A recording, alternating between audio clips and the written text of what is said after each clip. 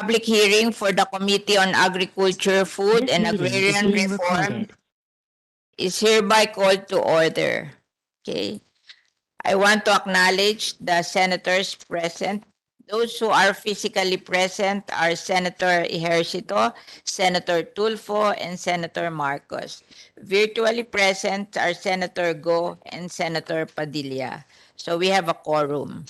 So the agenda for today's public hearing is the Senate resolution filed by Senator Amy Marcos, resolution directing Senate Resolution number 350, resolution directing the appropriate Senate committee to conduct an inquiry in aid of legislation into the soaring market prices of local onions, authored by Senator Amy Marcos. I will now give the floor to the committee secretary to acknowledge a resource person present at today's hearing. Good morning, Madam Chair, and to the honorable senators. From the Department of Agriculture, we have ASEC James A. Layug.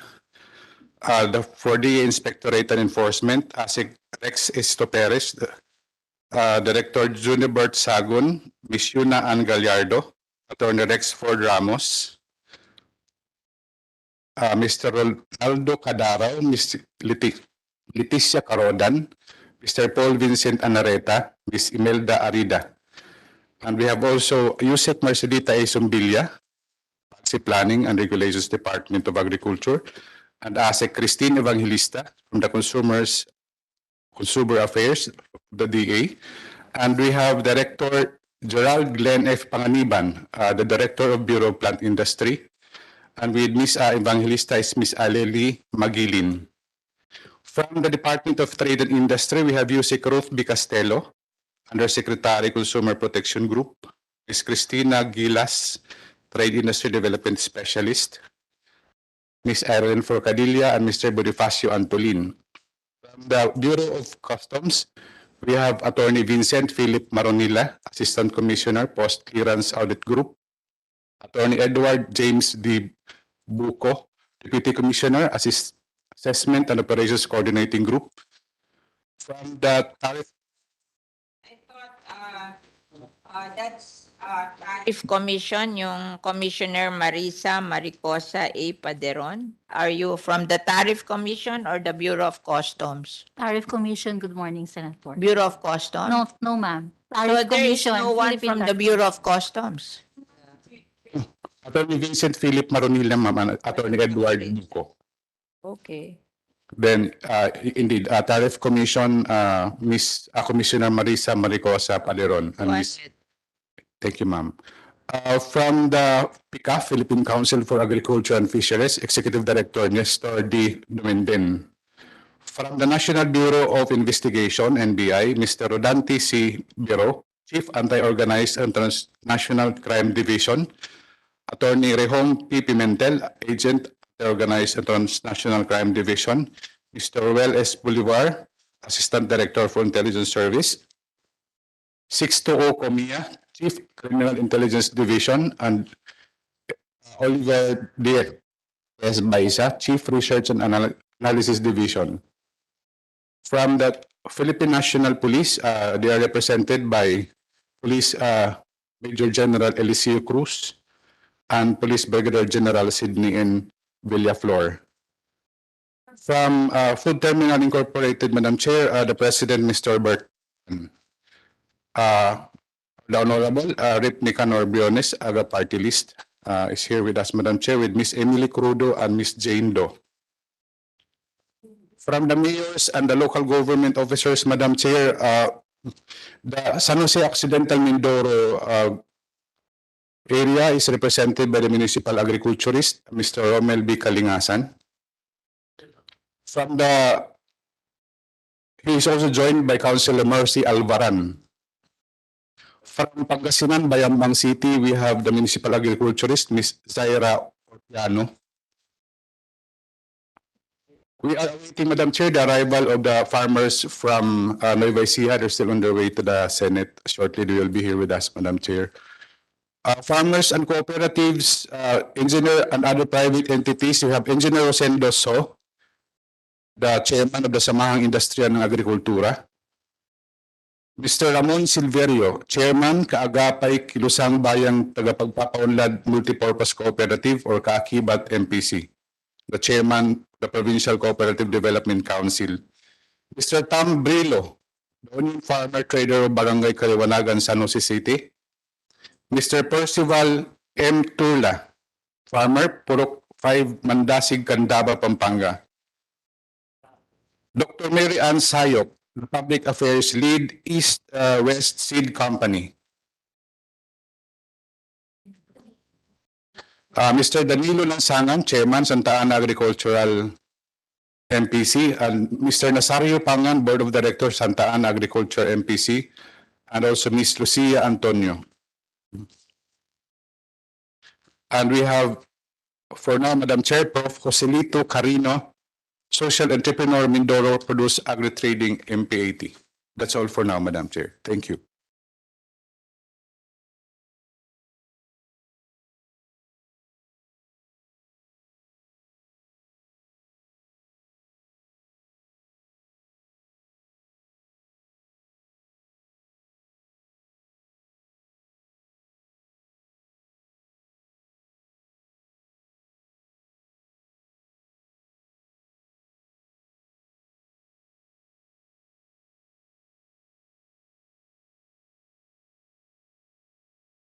Due to the continuous increase of onion prices, Senator Amy Marcos filed a resolution to conduct an inquiry regarding this matter. According to the Department of Agriculture Price Monitoring Office, from July to August 2022, the price of local red onion jumped from 90 to 140 pesos, and by October to 200 pesos. During the holiday, it went up as high as 550 to 700 pesos. During the holiday season in previous years, the average price of onion is more or less 200 pesos. However, in 2022, the price is 550 to 700 pesos per kilogram, which is 275 or 360% higher compared to previous years. Based on the report of the Philippine Statistics Authority, we have a deficiency in 2022 of 2,000 metric tons. But if you will look at the figure, the local production is 238,000 and total demand is 270,000. So it's short by more or less a little below 30,000. And with the importation of 29,707, we have a shortage of 2,000 metric tons. But if you will look at the 2021 figure, the local production is 218,000 and the total demand is 266,000. So there was a shortage of 38,000, but they imported, DA imported 101,000 metric tons. So there was a surplus during 2021 na 53,000. Okay? So even in 2020, the local production is 229,000. The local demand is 262,000. So there was just a shortage of 30,000, but they imported 87,000 metric tons. So, and so forth.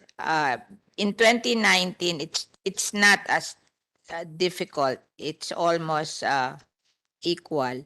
But anyway, kasi nagmahal noong 2022 because they said there was a shortage. But there is an oversupply in 2021 of 53,000. So even if there's a deficiency of 30,000, it's more than covered by the oversupply in 2021. So, and according to the report, these are the smuggled onions confiscated and intercepted by the Bureau of Customs. It's 947 metric tons. But that's irrelevant. We would say that we don't have really a shortage to cause an increase in price. That's why we're calling this hearing, for the people to be able to explain what is happening, that every time during these past months there are always shortages of agricultural products, and they have to explain to us what are happening in the Department of Agriculture, and of course the Bureau of Customs, and so forth. So I just want to call on the senator if they want to say something before we start hearing the opinion of the Department of Agriculture. I guess I will call first Senator Amy Marcos, because she was the one who asked for this investigation. So please make your comment. Yes, thank you very much, Madam Chairman. Year on year, the seasonal shortage of onions have occurred. And yet this year, a stampede and panic was engendered by the growth shortage as well as the skyrocketing prices. It's only been this year that onions and the price of onions have taken us on this mad roller coaster ride that we have endured in the last few months.